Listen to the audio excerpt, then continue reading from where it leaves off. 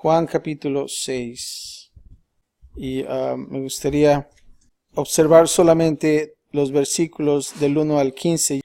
Y es el milagro de lo que es la alimentación de los 5,000. Pero vamos a comenzar en la parte número 1 del versículo 1 al 9, que es la preparación para el milagro. Vamos a ver qué es lo que sucedió en sí en este milagro. En la parte número 1.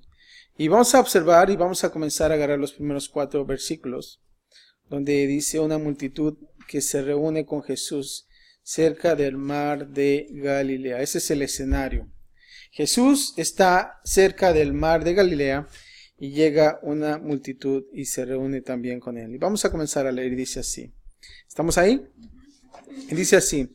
Después de esto, Jesús fue al otro lado del mar de Galilea, el de Tiberias, y le seguía gran multitud porque veían las señales que hacía en los enfermos. Ahora notamos aquí en el versículo 1 que dice que le seguía una gran multitud. Ahora este milagro también está registrado en los otros 3 evangelios. O sea que si tú vas Mateo, Marcos y Lucas, vas a encontrar la historia también en esos evangelios. Ahora, lo interesante es de que Lucas mencionó que en esta ocasión Jesús se fue a una área desierta para estar solo. Y eso lo vemos en Lucas capítulo 9, 10. En tu casa lo puedes ver en la historia completa. Pero Lucas, creo que siendo un doctor, especifica más el de que Jesús quería estar solo. Ahora, sin embargo, las multitudes le siguieron ahí. A pesar de esta imposición, ¿saben qué? Jesús aún servía a las multitudes con gran compasión. Y creo que es hermoso ver eso, ¿no? Jesús tenía mucha compasión. Y no eran como los artistas de hoy, ¿verdad? Que cuando ya son famosos y vienen las multitudes, ¿verdad? Comienzan a golpearlos, ¿verdad? Que no quieren estar con ellos, ¿verdad? Sino realmente Jesús veía la necesidad del pueblo. Y yo me imagino que esa multitud era de miles, ¿no? Y tenía compasión. Y creo que esa palabra es importante para nosotros. También, tener compasión por las personas. ¿Por qué? Porque las personas necesitan de Jesús. Ahora, nota, ¿cuál es la razón de que esta multitud estaba ahí? Porque decía, porque veían que las señales que hacía en los enfermos. Ahora, en Lucas, en capítulo 9 también, versículo 11, nos dice que Jesús también enseñó a esta multitud. Algo que aquí en Juan no menciona específicamente, ¿verdad? Nada más dice que la multitud llegó porque veían señales. Y creo que es importante entender que Jesús también estaba para enseñar a la multitud. No es acerca de las señales, ¿verdad? Pero es acerca también de lo más importante que Jesús también hacía, enseñar. Y creo que es importante eso. Porque nosotros podemos ver, y aún así en muchas iglesias al día de hoy, puras señales y maravillas, ¿no? Y dices, wow, milagros y tantas cosas. Pero en sí lo que más te bendice en tu vida es de aprender algo, ¿no? Y qué más de la palabra de Dios. Y es por eso que Jesús enseñó. Así como nos dice en el libro de Lucas. Ahora fíjate en el versículo 3 dice, entonces subió Jesús ¿a dónde? A un monte. Y se sentó allí con sus discípulos. Y estaba cerca la Pascua, la fiesta de los judíos. Ahora, nota esto y ponte a pensar en ese escenario. Jesús ahí arriba en el monte, junto con sus discípulos. Pero lo importante también es que dice que estaba cerca la Pascua, lo que era la fiesta de los judíos. Ahora, Juan es el único de los 4 escritores de los evangelios que nos dice que esto se llevó a cabo cerca del tiempo de la Pascua. Tal vez esta gran multitud estaba compuesta de peregrinos galileos que iban a camino a Jerusalén. Y nota esto, ¿no? Que cuando hay celebraciones, cuando nosotros vemos en nuestros pueblos allá en México quizás, cuando habían fiestas, ¿no? Híjoles, llegaba la gente, ¿no? Y hasta venían de otras partes, ¿no? Entonces vemos aquí que estaba cerca esa celebración de la Pascua, la fiesta de los judíos. Entonces podemos pensar que había mucha gente peregrinando, ¿no? En ese entonces. Ahora, la Pascua, ¿se acuerdan acerca de la Pascua? Es asociada con el Éxodo. ¿Se acuerdan que lo vimos ahí? Pero ¿sabes qué? También es el sustento de Dios para Israel en el desierto. Y es tan importante saber esto. Y creo que fue muy importante que Juan pudiera escribir este tiempo de celebración. Jesús pronto sostendría a esta multitud en su pequeño desierto, como lo podemos decir. ¿Saben con qué? Con el pan del cielo, tanto literal como espiritual.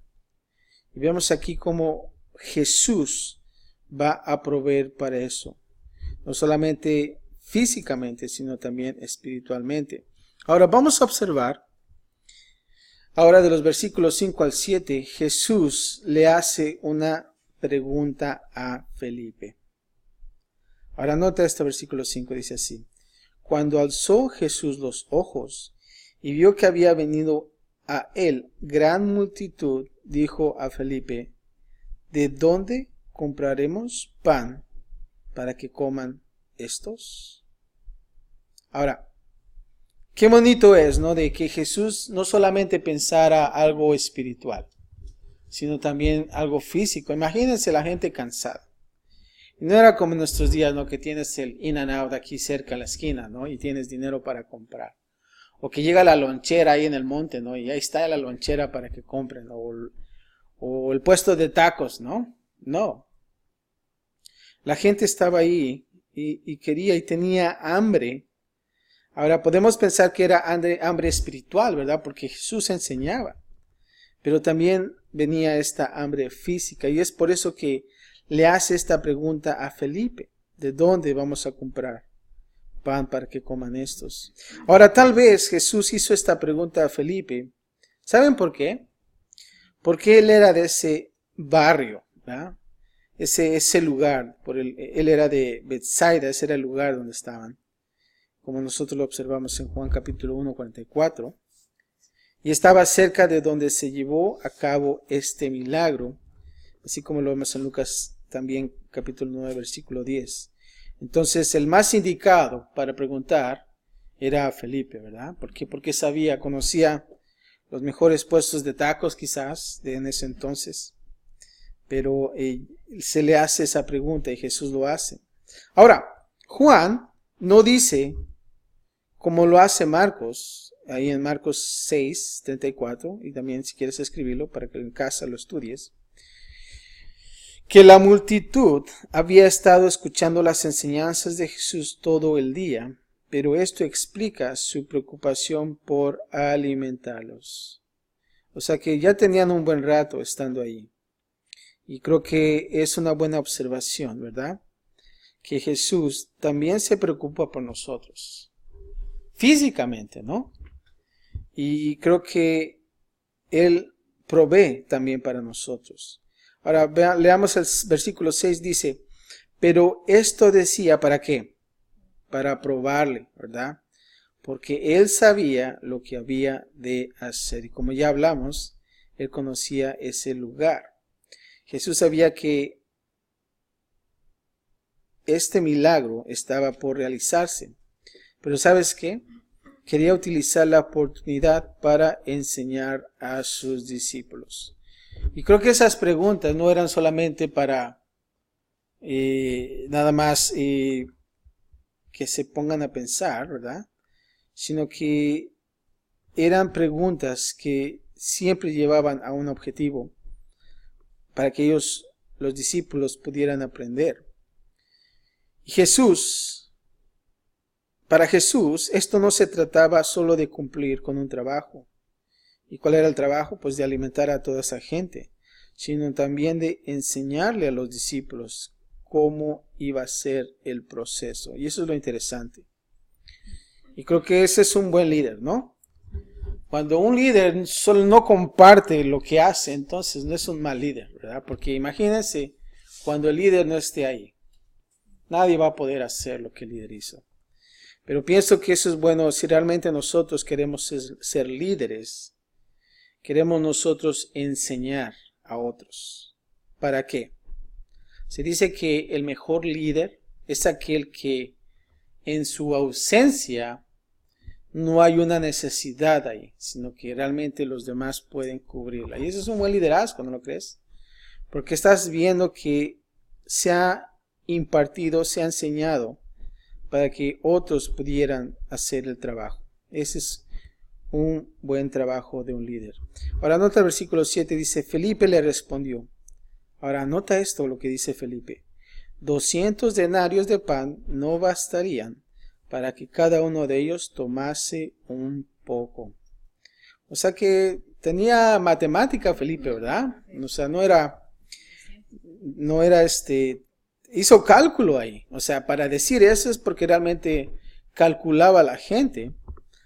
Cuando dice 200 denarios. Su problema estaba en al menos dos partes que puedo pensar aquí. Primero, no tenían los recursos para comprar pan y alimentar a la multitud. Y segundo, aun si lo tuvieran, el dinero sería imposible comprar suficiente pan para alimentar a todos. Entonces veían realmente que era imposible. Y vemos que aquí Felipe, haciendo cálculos sobre la situación, y era impresionante, porque está diciendo un número, ¿verdad? Y pienso que podía haber sido certero. Y fíjate, se dice que 200 denarios es más de 6 meses de sueldo. Imagínate, échale el lápiz. ¿Cuánto nosotros ganamos en 6 meses? Esa era la cantidad que uno tenía que gastar para alimentar a 5,000 personas. Es bastante, ¿no? Duele, dicen. Pero es mucho dinero. Pero su conocimiento era inútil para resolver el problema.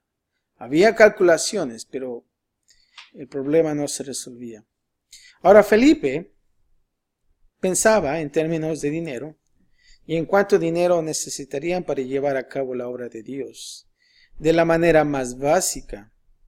Ahora nota que dice para que cada uno de ellos tomase un poco. O sea que no iban a estar satisfechos, ¿verdad? Quizás le iban a tocar a medio taquito, quizás, ¿no? ¿O se acuerdan cuando están los tacos y tienen 2 tortillas? ¿Cuántos hacían 2 tacos de eso, verdad? Hacías 2 tacos por uno, entonces podías compartir. Pero aquí dice que ellos tomasen un poco, o sea, no había quizás satisfacción. A menudo limitamos a Dios de la misma manera, buscando cómo podemos hacer la obra de Dios de la manera más básica. Y cuando estaba leyendo esto, ¿se acuerdan cuando estábamos leyendo el miércoles el estudio? Y acerca de Moisés, que le decía, ¿cómo le vamos a hacer Dios? Que el pueblo se estaba quejando. Y le dijo Dios a Moisés, ¿acaso estoy limitado en mis condiciones? Y a veces nosotros encerramos a Dios en esa caja, ¿verdad? Como, Dios, ¿qué vamos a hacer? No, es imposible. Pero vemos también a Jesús, ¿verdad? Que puede hacerlo. Jesús quería usar un enfoque totalmente diferente y proveer de una manera grande. Eso es lo que es un milagro, ¿verdad? Es un milagro. Ahora, vamos a ver del 8 al 9.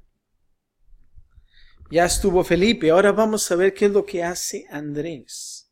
La ayuda de Andrés. Y fíjate lo que sale este discípulo a hacer. Uno de sus discípulos, versículo 8, dice, Andrés, hermano de Simón Pedro, le dijo, aquí está un muchacho que tiene 5 panes de cebada y 2 pececillos más. Y luego hace esta pregunta, ¿qué es esto para tantos? Ahora, observa y vamos a enfocar el versículo 9. Aquí comienza Andrés diciendo, aquí está ¿quién? Un muchacho. Ahora, Andrés es un discípulo interesante. No escuchas mucho de Andrés, ¿verdad? Pero fíjate lo que hace. Andrés, fíjate en la historia, le presenta a Jesús a alguien una vez más. Si digo esto, entonces la pregunta es, bueno, entonces ¿quién fue primero? Primero fue su hermano Pedro, ¿verdad? Y eso lo ves en Juan capítulo 1, 40, 42. Pedro, y tú conoces mucho y sabes mucho acerca de Pedro, ¿verdad? Pero fue por Andrés que Jesús conocía a Pedro, ¿verdad? Y vemos el gran trabajo de Andrés, que no se ve, pero invita a alguien. Ahora fue que un muchacho, y dice con 5 panes de cebada y 2 pececillos. Y aquí la palabra muchacho significa un niño pequeño, no es un joven ya maduro, sino es simplemente un niño pequeño. Ahora, a veces me pongo a pensar, ¿cómo es que se le ocurrió a Andrés a ver a este muchacho con 5 panes y 2 pececillos, ¿verdad? Y quizás pudo haber pensado, bueno, pues se van a burlar de mí, ¿no? Pues que tanta gente, ¿no? Para traer solamente esta cantidad, pero no, él realmente mencionó eso. Ahora, nota que son 5 panes de cebada. No son de trigo. Ahora, lo interesante es que la cebada siempre fue considerada como una comida muy básica, a menudo más apta para animales que para personas. Nota eso. Ahora, esto significa que es probable que el muchacho proviniera de una familia pobre, ¿verdad? Y eso es lo que es, ¿no? Realmente quizás en la panadería pues los bolillos eran más baratos, ¿no? 2 por $1 o no sé. ¿Por qué? Porque son de cebada, ¿verdad? Los de trigo pues ya son que... Pero vemos aquí que era un muchacho que era humilde, era pobre. Y también dice acerca de cuántos pececillos, 2. Eran 2 peces muy pequeños, o sea, no eran peces así como que apantalladores, ¿verdad? Y se dice que aún así tal vez estaban preparados con sal para ser comido como condimento junto con los panes de cebada. O sea que era realmente una combinación, ¿verdad? De ese alimento que traía este chico. Ahora, nota también que él mismo hace la pregunta, ¿qué es esto para tantos, verdad? Como diciendo, pues no es suficiente, ¿verdad? No había mucho con qué trabajar. Pero Dios, tenemos que entender esto, Dios no necesita mucho. De hecho, Dios no necesita ninguna ayuda. ¿Sabías eso? Dios no necesita ninguna ayuda. Pero, con frecuencia, limita deliberadamente su obra hasta que tiene nuestra participación. Y eso es lo bonito de Dios, ¿verdad? Que hace eso para que nosotros entremos y participemos de ello.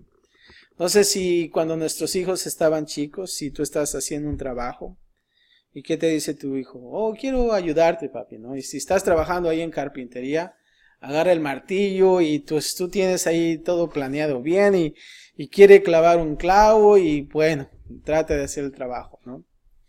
Y tú como padre, ¿qué le dices? Bueno, pues vamos a dejar que él lo haga, ¿no? Que pueda estar ahí también participando en eso. Me acuerdo que cuando compré un scooter para mi hijo, él quería armarlo también. Y yo pues quería hacerlo rápidamente, ¿no? Pero creo que el hecho de que él pudiera participar era ese amor de poder también él darle esa chance de poder armar ese juguete también.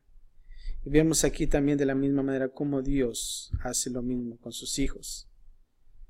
Escucha esta frase, las cosas pequeñas no siempre son despreciables.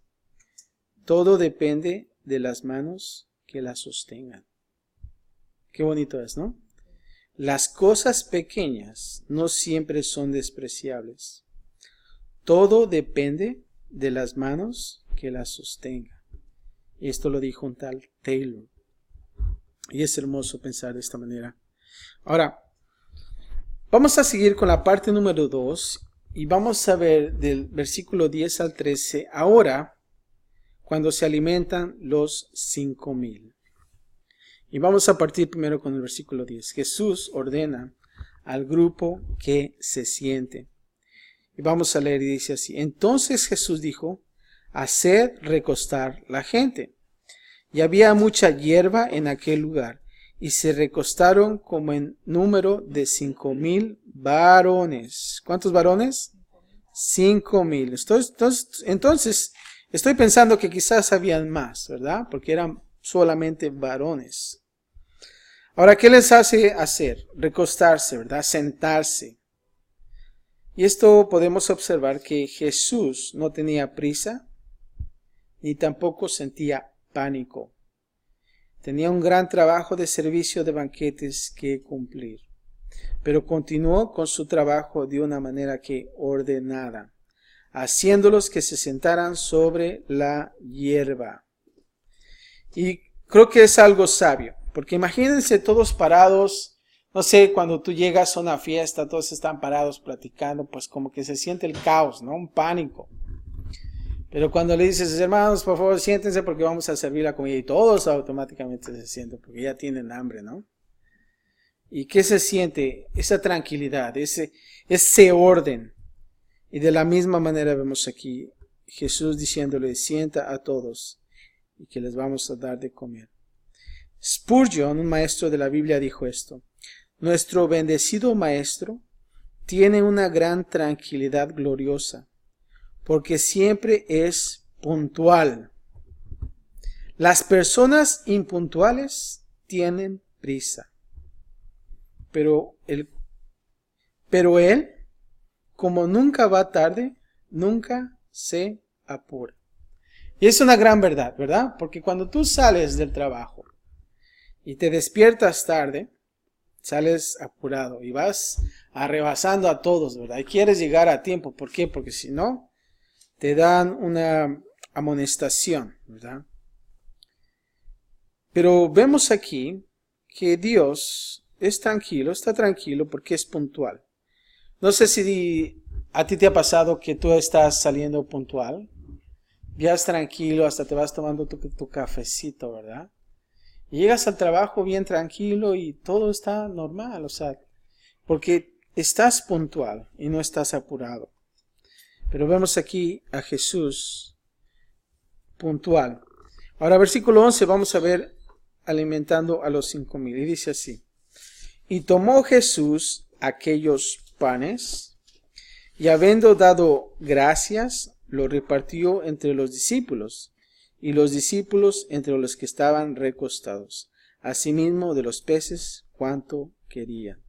Cuando estaba leyendo este versículo, se me vino a la mente la comunión, ¿verdad? Cuando dice, habiendo dado gracias, lo repartió entre los discípulos, la misma frase. Pero aquí está alimentando a 5,000. Pero nota esto, el orden. Dice que Jesús tomó aquellos panes y dio gracias. Y es bueno orar al respecto, ¿verdad? ¿Cuántos oramos por los alimentos? Damos gracias por ellos, ¿verdad? ¿Por qué? Porque Dios bendice. Y a veces hay unos que dicen, please, bendice los alimentos, no sé qué tienen, pero que me hagan bien, ¿no? Como que a veces uno siente, pues, ¿qué tiene el alimento, no? Pero hay unos que dicen gracias por los alimentos. Y es bueno, ¿por qué? Porque Jesús dio gracias. Y Jesús tomó aquellos panes, lo repartió entre los discípulos, y este milagro, como observamos, residió, en las manos de Jesús, no en la distribución. Lo poco es mucho en sus manos. Y creo que es un punto importante de entender. Cuando ese milagro reside en ¿dónde? En las manos de Jesús y no en la distribución. Y es importante. Y luego dice, habiendo dado gracias, Jesús solo tenía unos pocos panes y unos cuantos peces, pero estaba decidido a darle gracias ¿a quién? A su Padre, por lo que sí tenía. ¿Y cuántos de nosotros a veces somos mal agradecidos, verdad? Y a veces ve la comida tan poquito, pues bueno, pues ni modo, ¿no? Ahora, por esta vez uno dice, por eso pues ni se ora, porque es poquito. No, tenemos que orar, aunque sea una dona, ¿verdad? o un cafecito, pero tenemos que orar al respecto. Coffee and donuts. Ahora, escucha esto, la multiplicación de la comida evidentemente no fue hecha con gran fanfarria.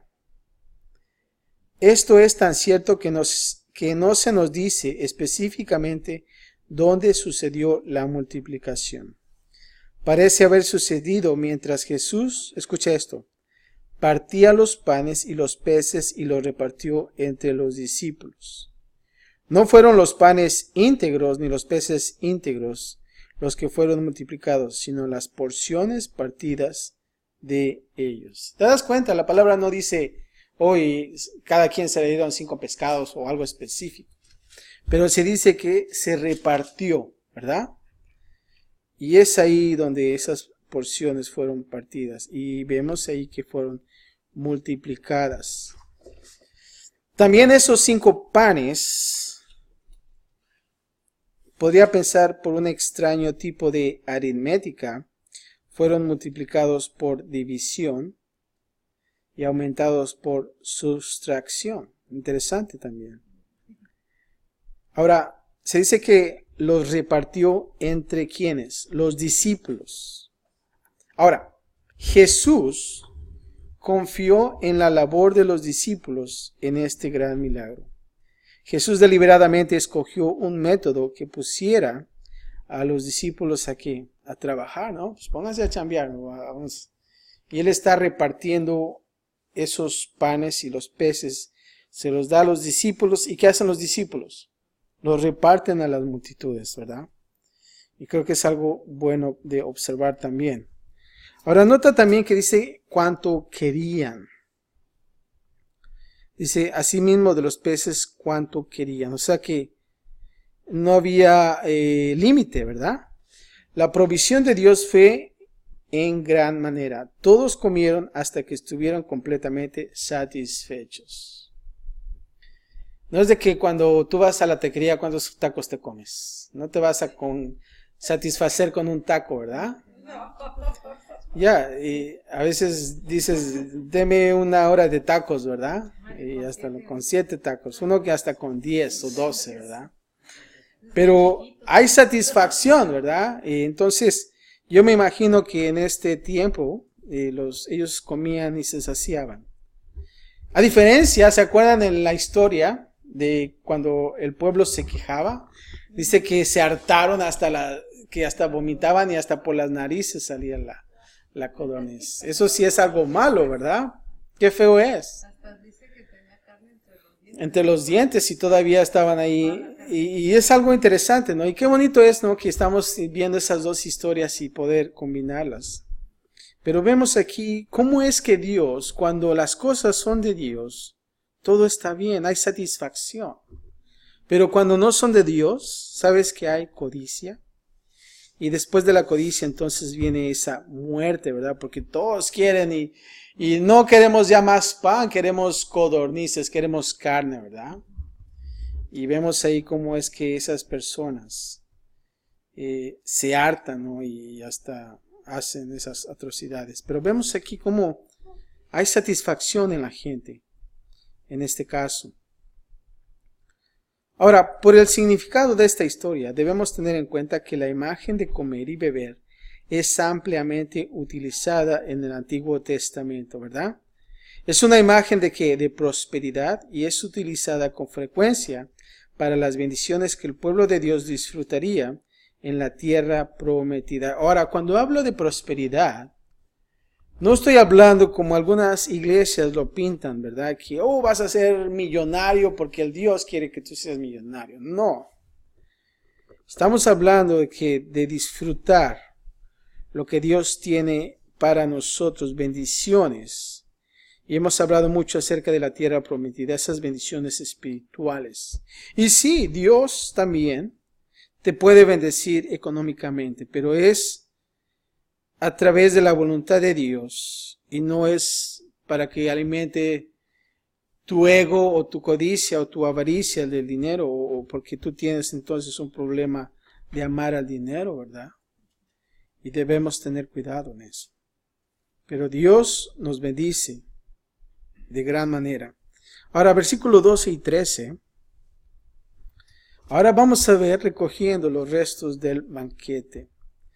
Y cuando se hubieron saciado, fíjate, dijo a sus discípulos, recoged los pedazos que sobraron, para que no se pierda, ¿qué? Nada. Recogieron, pues, y llenaron 12 cestas de pedazos, que de los 5 panes de cebada sobraron a los que habían comido. Imagínate, todavía sobró comida.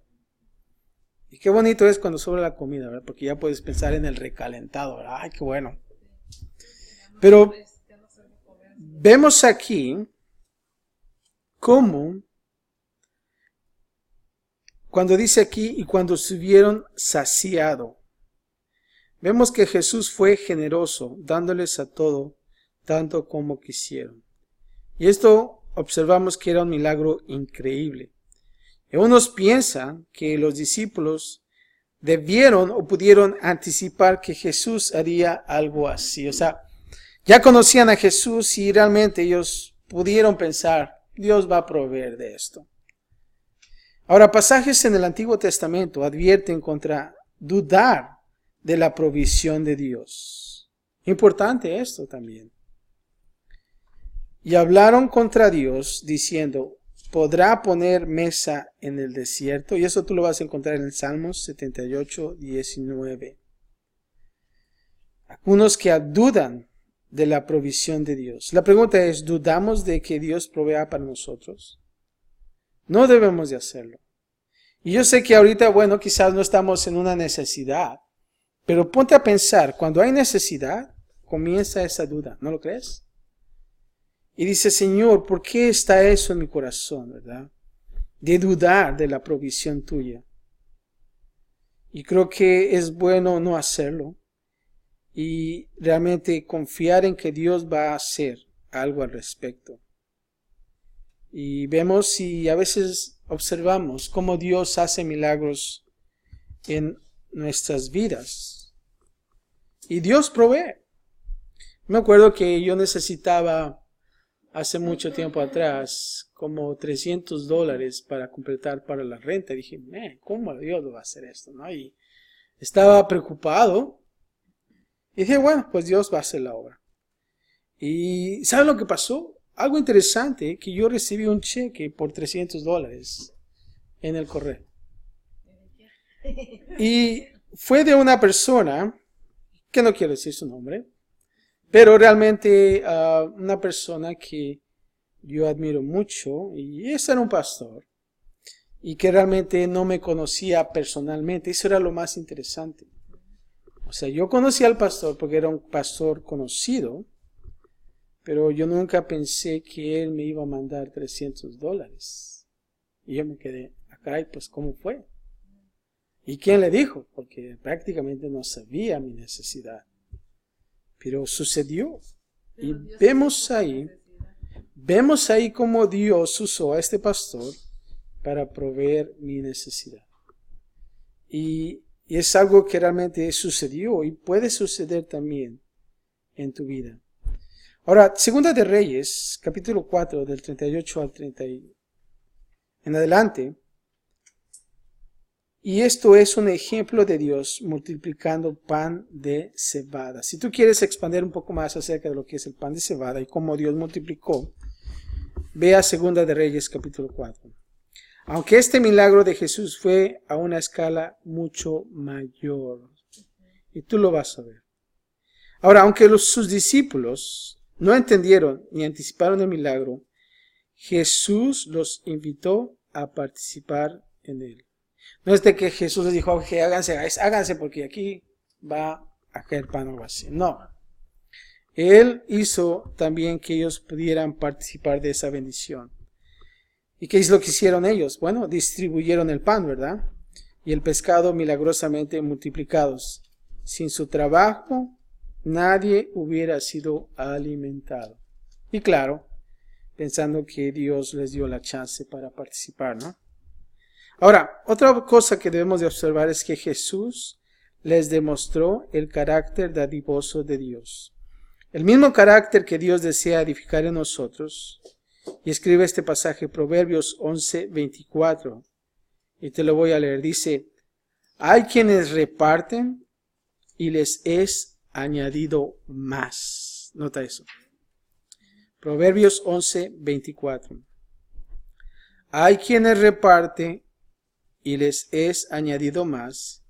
Y hay quienes retienen más de lo que es justo, pero vienen a pobreza. Este pan fue multiplicado mientras era, ¿qué? Repartido. Es tan importante entender eso. Y que es bonito, ¿no? Cuando nosotros repartimos. Y sí dice que se nos añade más. Y es mejor dar que recibir también. Y dice que lo que retiene, entonces viene para él pobreza. Y creo que debemos de observar eso. Nota así también de la misma manera Jesús dice, recoged los pedazos que sobraron para que no se pierda nada. Y vemos que Jesús era generoso, pero también no era derrochador, ¿verdad? Él nunca fue derrochador. Jesús quería hacer un buen uso de todo. Y creo que es bueno que nosotros también seamos buenos administradores de las cosas que Dios nos da, ¿verdad? Y es importante hacerlo. Por último, la parte número 3, y vamos a observar 14 y 15, los últimos dos versículos de hoy. Y ahora vamos a ver la reacción del milagro. Fíjate lo que sucede. Versículo 14, vamos a ver Jesús como el profeta predicho por Moisés.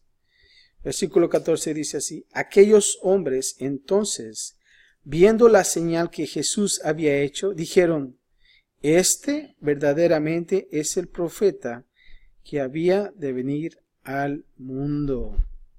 Ahora, aquellos hombres dicen que vieron que la señal, ¿verdad? Y esto les recordó a aquellos hombres cómo Dios trabajó a través de Moisés para alimentar a Israel ¿con qué? Con maná en el desierto. En el estudio pasado habíamos platicado acerca del maná, ¿se acuerdan? Y ellos quizás pudieron recordar de la misma manera cómo Moisés fue usado también para alimentar a Israel con el maná del desierto. Ahora, ¿por qué dicen este verdaderamente es el profeta? Y aquí vemos que Moisés predijo la venida del profeta que esperaban. Decía así, profeta de en medio de ti, de tus hermanos, como yo, te levantará Jehová tu Dios, y a él oiréis. Y esto lo encontramos en Deuteronomio 18:15. Y lo voy a leer una vez más. Profeta de en medio de ti, de tus hermanos, como yo, te levantará Jehová tu Dios, a él oiréis. Ahora, si el profeta que había de venir sería como Moisés, tenía sentido que también alimentara a las personas milagrosamente como lo hizo Moisés. Y aquí vemos una evidencia de Jesús haciendo esa alimentación de los 5,000. Por último, el versículo 15, el pueblo intenta hacer a Jesús su rey terrenal. Fíjate lo que sucede. Pero entendiendo Jesús que iban a venir para apoderarse de él y hacerle rey, fíjate lo que hace. Volvió a retirarse al monte, ¿él qué? Solo. Ahora tú lo ves y dices, pues, ¿qué pasó aquí, no? O sea,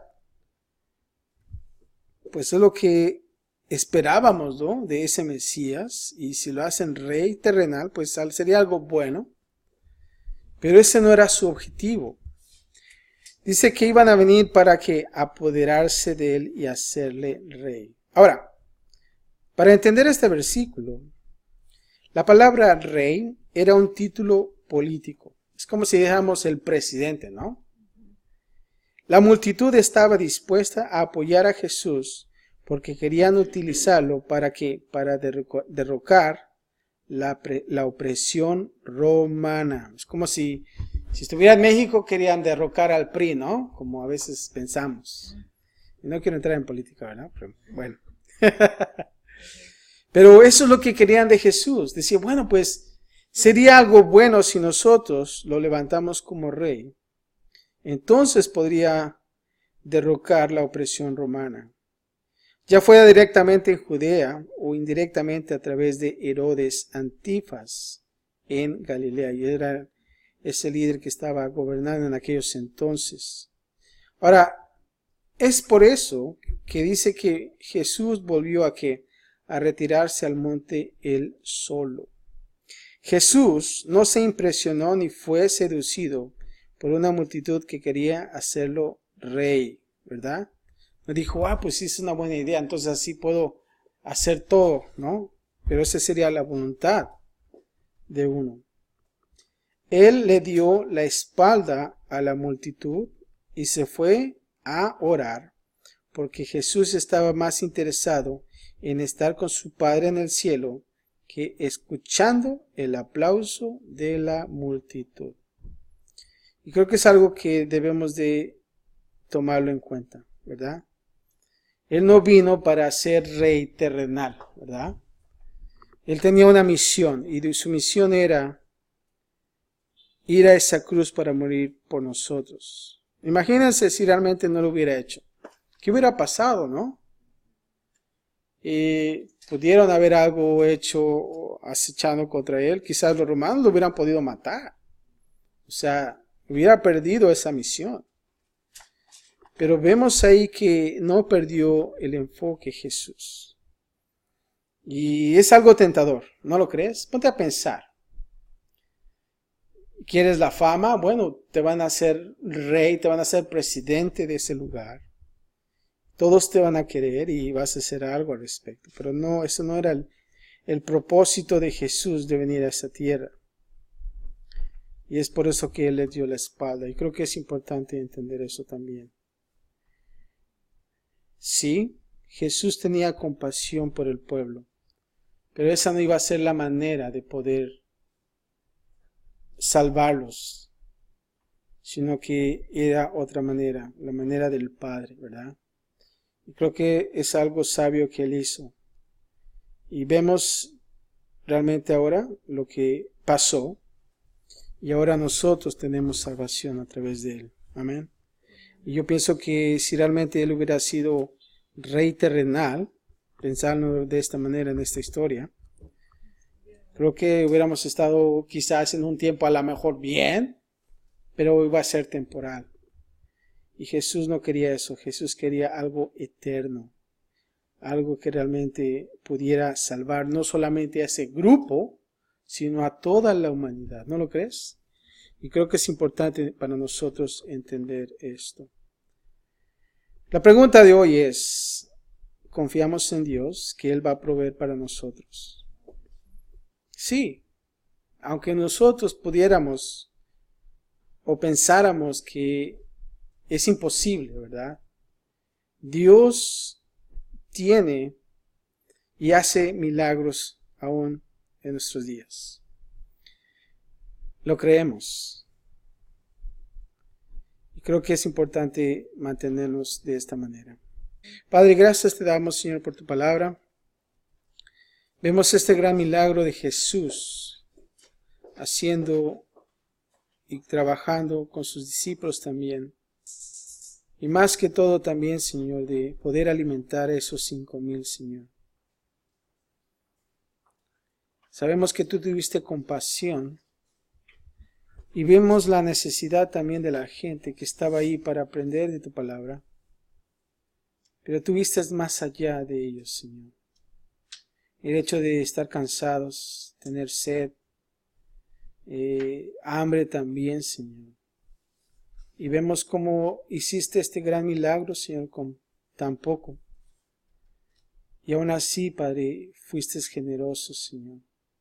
Padre, sabemos que tú también lo vas a hacer en nuestras vidas. Y confiamos en ti, Padre. Este milagro hace que nosotros podamos creer más. Nuestra fe incrementa más. Porque es esa conexión de tu palabra a nuestros oídos, de poder escuchar las grandes maravillas que tú haces, que hiciste y también que vas a hacer, Señor.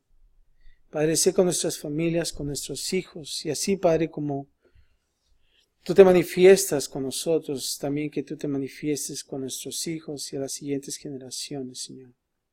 Gracias por todo, Señor, y gracias por la porción de esta noche, Señor. En Cristo Jesús, y todos decimos, amén.